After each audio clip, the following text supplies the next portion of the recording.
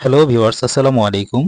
শ্বশুরবাড়িতে এসে বসে থেকে থেকে বোরিং ফিল করছিলাম, তাই বিকেল টাইমে ছেলেকে এবং শালাকে নিয়ে বের হয়ে গেলাম একটু ঘোরাঘুরি করার উদ্দেশ্যে।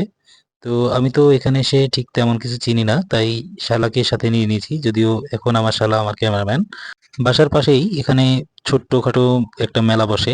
এটা প্রতিদিনই বসে, সবসময় শুক্রবারে একটু জমজমাট হয়ে থাকে।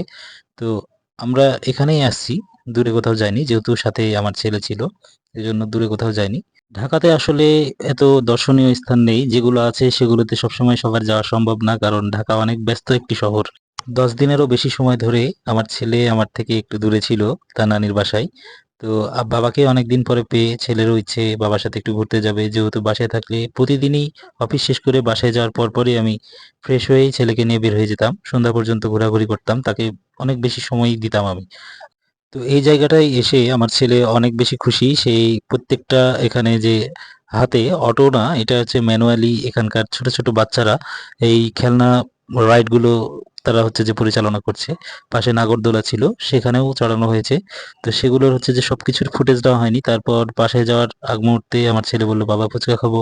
তাই এখানে এসে ছেলেকে ফুচকা খাওয়ালাম, এবং ফুচকা খাওয়া শেষে আমরা হচ্ছে যে বাসায় যাই। তবে ঢাকার এই ফুচকাগুলো আসলে অনেক টেস্টি হয়ে থাকে, যদিও এই খাবারগুলো মূলত সর্বপ্রথম ঢাকার থেকেই কিন্তু শুরু হয়েছে ফুচকার বিজনেসটা। আমাদের পার্শ্ববর্তী দেশ ইন্ডিয়ার থেকেই উৎসাহিত হয়ে মূলত ঢাকার ব্যবসায়িকরা সর্বপ্রথম ফুচকার বিজনেস শুরু করেন, এবং এই থেকেই গোটা বাংলাদেশে ছড়িয়ে যায়।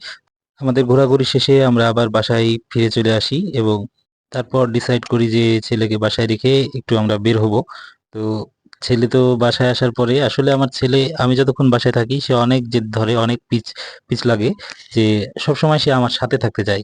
তো সব জায়গায় তো আর ছেলেকে নিয়ে যাওয়া সম্ভব না, যেহেতু ও ছোট মানুষ। যদি বড় হইতো সেটা আলাদা বিষয়।